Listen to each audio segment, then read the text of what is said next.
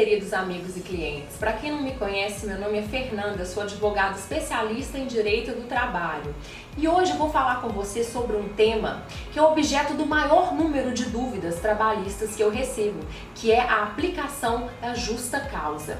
A empresa não pode aplicar essa medida de forma indiscriminada. Tem que ser observados vários requisitos, inclusive o artigo 482 da CLT, que ele enumera exaustivamente todas as razões que podem ensejar a ruptura justificada contratual. Alguns chamam a justa causa da pena capital trabalhista, porque a partir do momento que você é dispensado nesta modalidade, você perde a maioria dos direitos, como o direito a se habilitar ao requerimento do seguro-desemprego, você perde o direito ao FGTS, a indenização de 40% sobre o FGTS, você perde o direito também ao aviso prévio, o prejuízo é significante. Então vale a pena você acompanhar comigo a explicação do artigo 482 em todos os seus incisos. Primeiro, eu vou disponibilizar no vídeo o texto legal do artigo 482 e gostaria que vocês acompanhassem. Primeiro, o artigo 482 da CLT fala: constitui justa causa para rescisão do contrato de trabalho pelo empregador. A linha A, ato de improbidade. A improbidade pode ser definida como um ato, uma ação ou uma omissão do colaborador revelando a sua desonestidade, algum tipo de abuso de confiança, fraude ou má-fé, visando vantagem para ele ou para terceiro. Se o empregado conseguir reverter a medida, ele pode até receber uma indenização por danos morais, segundo o entendimento do Tribunal Superior do Trabalho. A linha B, ela trata da incontinência de conduta ou mau procedimento. A incontinência de conduta está relacionada a um desvirtuamento do comportamento do empregado, porém acompanhado de uma motivação relacionada à sexualidade.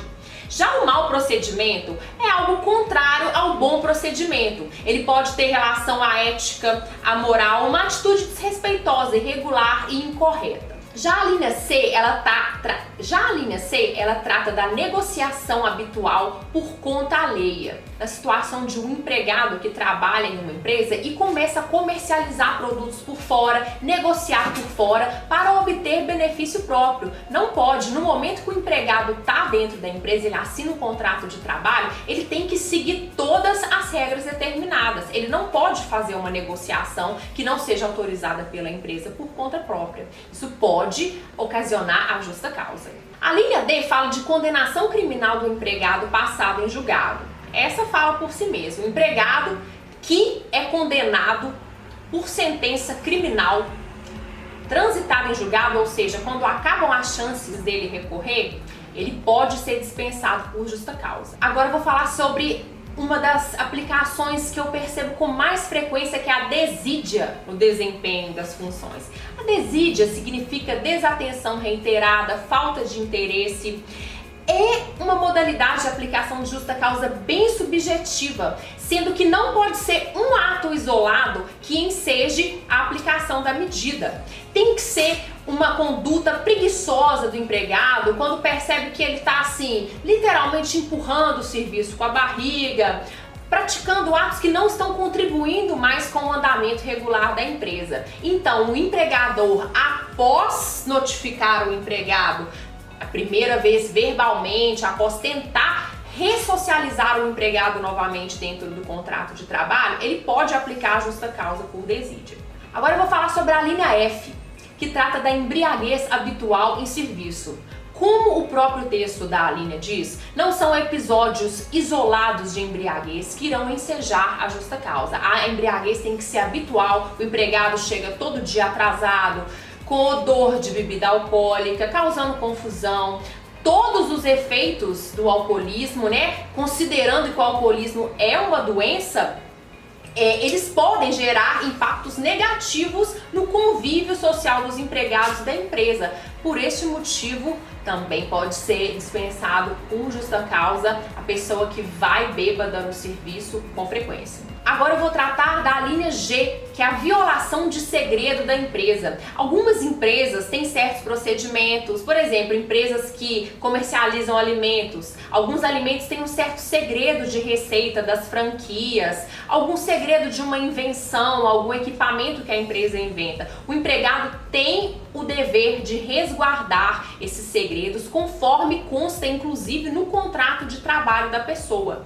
Então, o empregado que viola o segredo da empresa, viola alguma informação confidencial da empresa, pode também ser dispensado por justa causa. Agora eu vou falar da linha H, que é sobre o ato de indisciplina ou insubordinação. O empregado, quando inicia o labor numa empresa, ele não tem só direitos não, ele também tem deveres que ele tem que cumprir perante a empresa.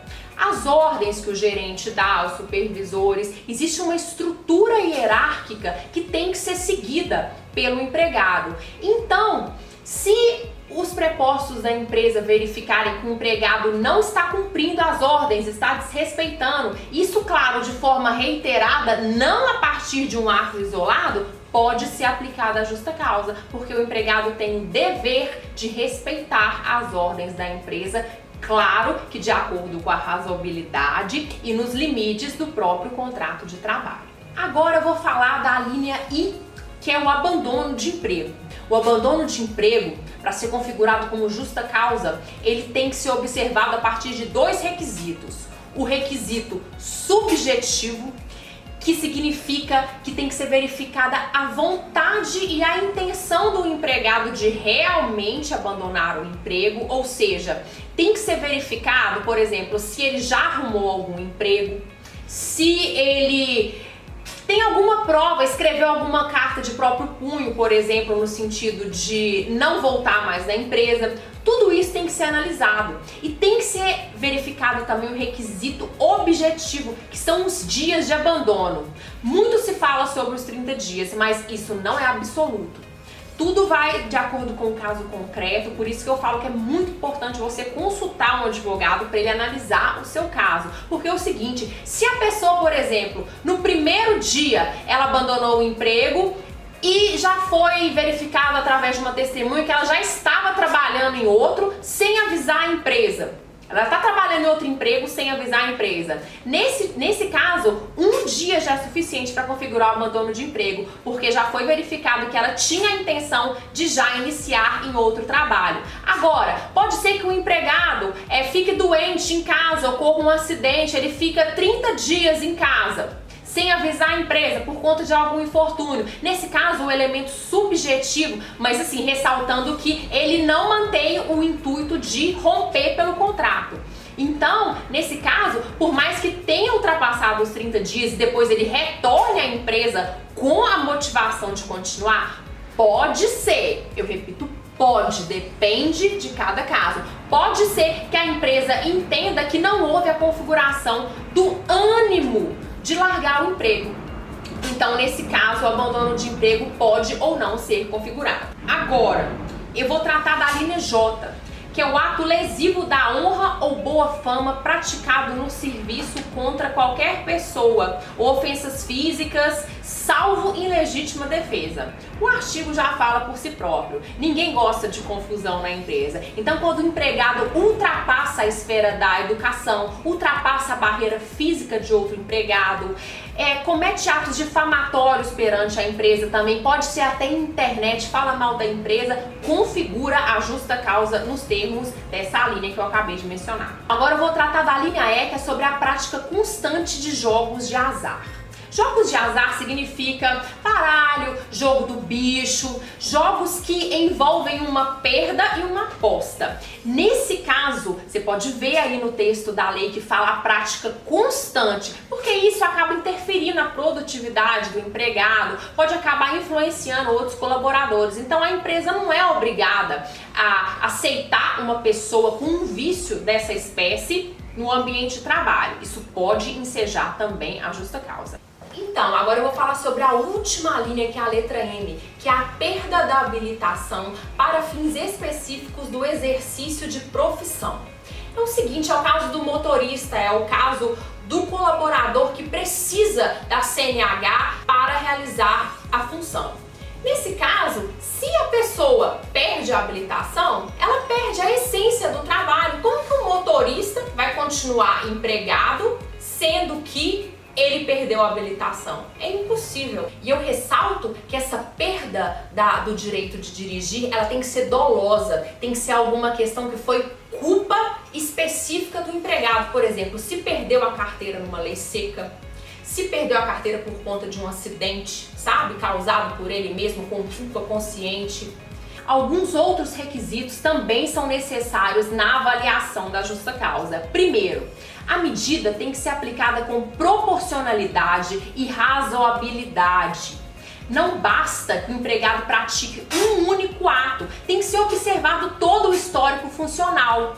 Se ele já recebeu outras medidas disciplinares, tais como advertências, suspensões, se ele teve a oportunidade de fazer um curso de reciclagem, se ele teve a oportunidade de mudar a sua conduta. É muito importante também que a empresa observe a gradação das penas. A maioria das empresas tem um regulamento interno. Nesse regulamento interno, eles têm uma previsão específica sobre qual a consequência que o ato praticado pelo colaborador gera. Por exemplo, na primeira falta, ele tem o direito a receber um feedback verbal. Na segunda, ele é submetido a um curso de reciclagem, a um curso técnico, para ver se ele ressocializa as condições de trabalho, se ele melhora no que ele faltou. Aí só depois que ele pode receber uma advertência, depois ele pode receber uma suspensão de 1 dia, depois suspensão de 2 dias, depois suspensão de 3 dias, aí que pode se pensar na aplicação da justa causa. Essa é a gradação das penas que tem que ser observada. Existe também o requisito da imediatidade. A imediatidade é que a justa causa tem que ser aplicada logo no momento que o ato é praticado, sob pena de perdão tácito. Perdão tácito é quando a empresa, ciente da situação, deixa passar. Então, nesse caso, não pode, depois de um longo período, aplicar a justa causa. Claro que existe um tempo hábil que deve ser considerado para fins de uma apuração, uma auditoria, uma abertura de um inquérito, mas ela tem que ser imediata ao tempo que a empresa descobriu a falta. Existe um princípio muito importante que é o non bis in idem, ou a não duplicidade da pena. O empregado, quando realiza um ato, não pode ser punido, assim, por exemplo, com uma justa causa e uma advertência.